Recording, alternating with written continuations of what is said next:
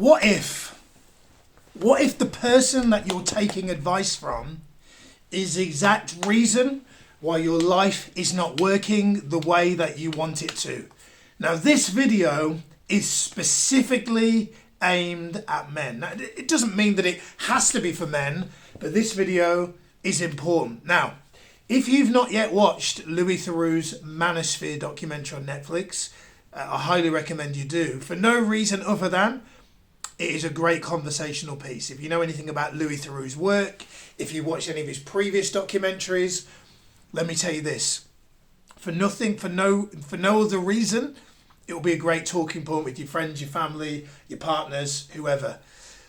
One of the things that I got from that documentary is how important it is to audit where you get your advice from, because if you've not seen the documentary, without spoiling it for you, some of the men in this documentary, I think it is dangerous where that they are in a position, because it's quite easy now in today's day and age to become what we now know is a very general term, which is a term influencer.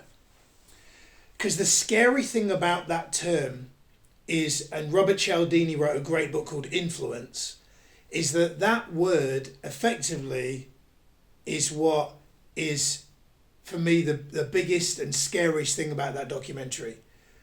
Since the dawn of time, there have been leaders and there have been role models. There's been some that you'd consider positive, like a Mother Teresa, a Nelson Mandela, a Barack Obama, maybe a Tony Robbins.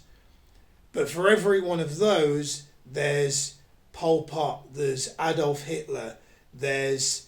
and I'm sure you probably can think of ones that you consider to be good and ones you consider to be bad. But the point I'm making is this, that the scary thing about this documentary is it made me realise how,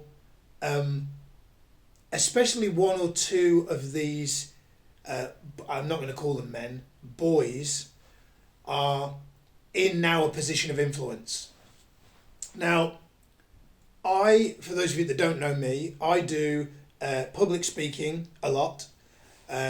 Probably have now at this point delivered thousands of seminars around the country, spoken in front of thousands of people.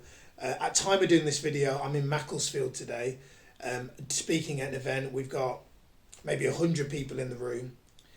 I take the responsibility of influencing that audience of people very seriously.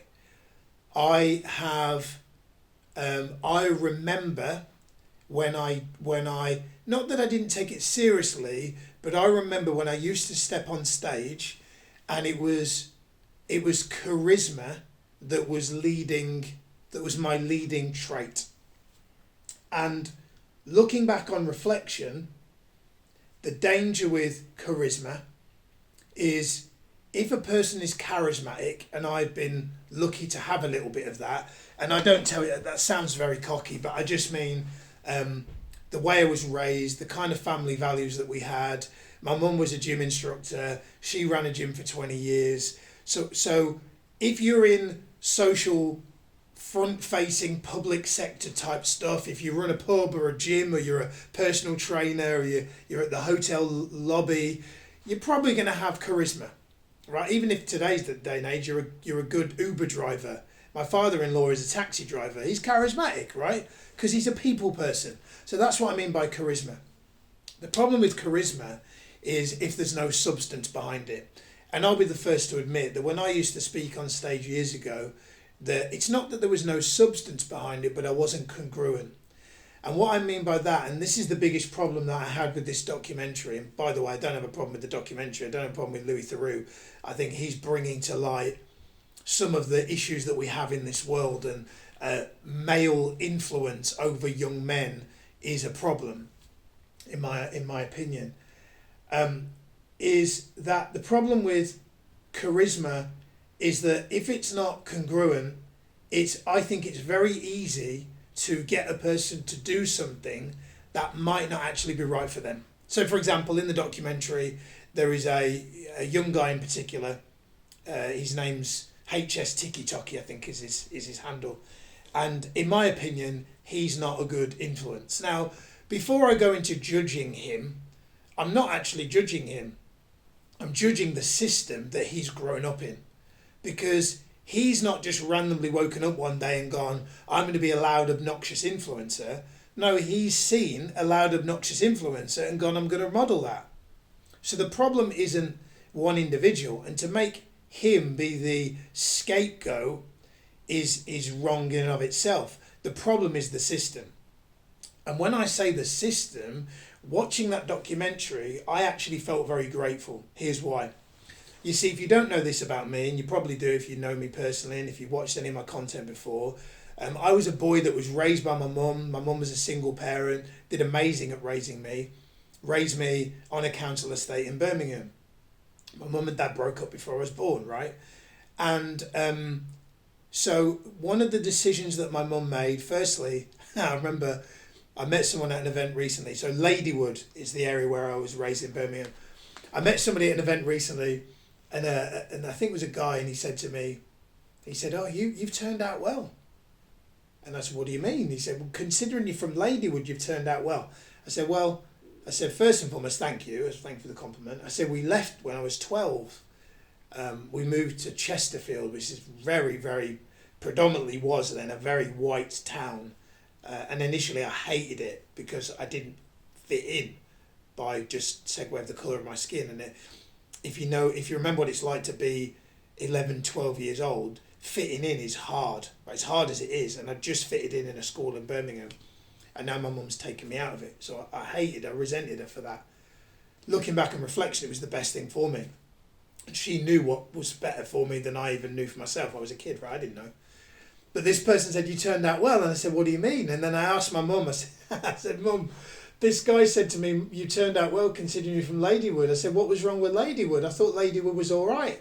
And my mum said, no, Ladywood was not all right, but you don't know that because I never let you out of the house. And so the point here I'm making is I was lucky because I lived a very sheltered childhood. And then when I got to 19, I got very fortunate with getting a job by my charisma, which was a sales company traveling the country. And one of my original mentors, Dave Wright, he became a very good role model, very good father figure to me. And he was the one who introduced me to Tony Robbins and Jim Rohn and Zig Ziglar and Brian Tracy.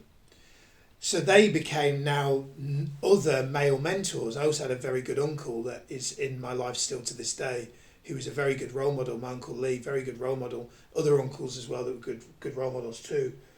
But for me, going back to the documentary, there's a common pattern with the main men that are in the show, which is they all grew up without a father. They all grew up without a strong male role model. And therefore, when it came to them choosing consciously or unconsciously a male role model, some of them maybe perhaps didn't choose well.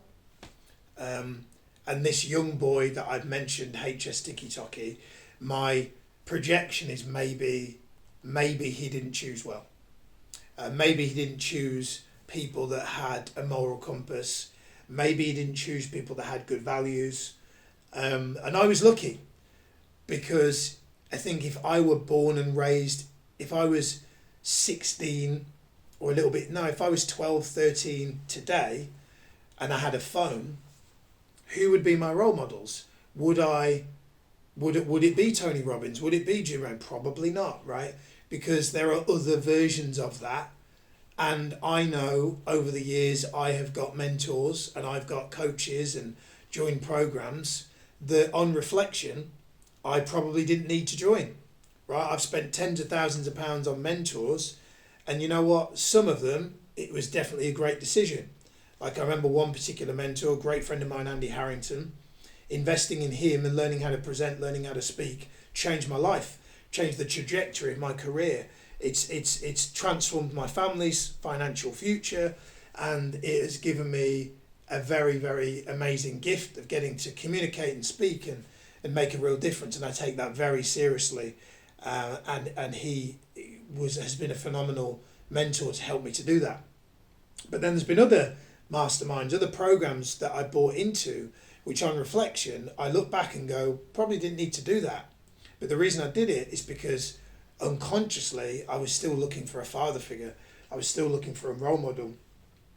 And another thing that I've realized is what I also got from this show is like this concept of one-dimensional success versus holistic success. Now, I used to be, not so much now, but used to be a really big fan of Grant Cardone, who in himself comes with a lot of controversy. But what I like about his 10x message is really what that means is he basically preaches a message of, if you're going to be successful, if you're going to win, you need to win in every area. And what that really did for me as I was climbing this ladder of success is it made me realise I've got to make sure that I also work equally hard on my marriage. I've got to work equally hard on my parenting. I've got to work equally hard on my fitness. I've got to work equally hard on my finances. I've got to work equally hard on my spirituality. And as a result of that, I'm not perfect, but as a result of that, I think I have a pretty good marriage. I think I'm a pretty decent parent. I think I'm pretty spiritually grounded. All these speaking events and gigs that I do, I don't think have gone to my head. And I think that's, I go to church regularly. I'm a Christian. I was baptized a couple of years ago. And that's irrelevant, right? If you're not a Christian, it's irrelevant. The point here I'm making is this, and I work out every single day, sometimes twice a day. The point here I'm making is some of the people in the show were very much like, right, success is be loud, make loads of money, right? And for me, that's, Tony Robbins has a great saying, which is success without fulfillment is the ultimate failure.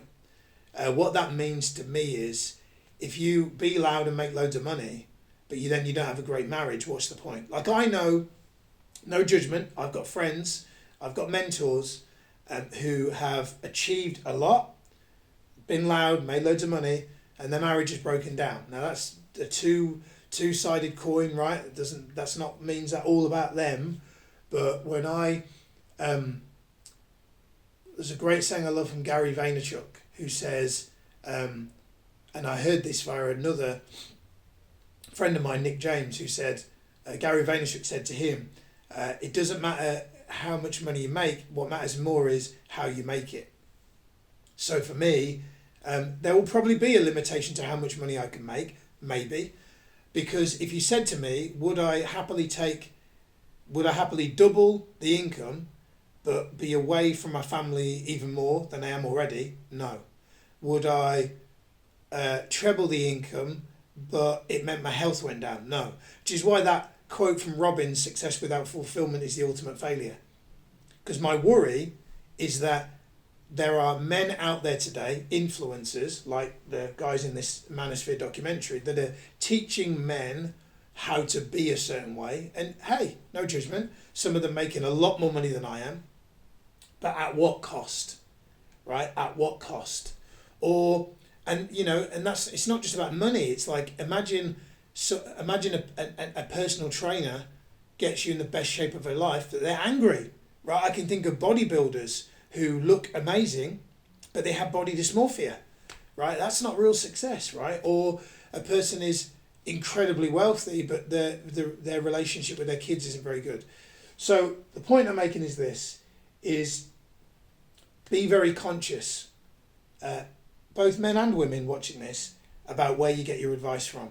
Make sure that the people that you're getting advice from, to the best that you can, you do your due diligence, and that they are congruent more than they are charismatic.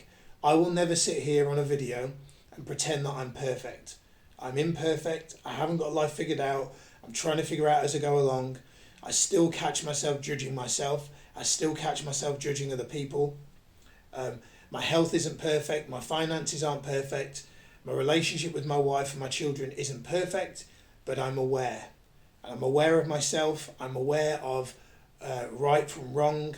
and I am always being very conscious about, is this the right thing to do? Is my moral compass telling me to do this or telling me not to do this? And I think when you do that, when you follow your intuition more than you listen to your brain, your intuition always knows what's right for you, then I believe you're more likely than not to find yourself in a position where you do things that in the long term are more right for you than not. Hey, I hope you found this video useful. If you have, feel free to share it, friends, family, comment, share, whatever works for you. And I look forward to seeing you in the next one. Take care. Bye-bye.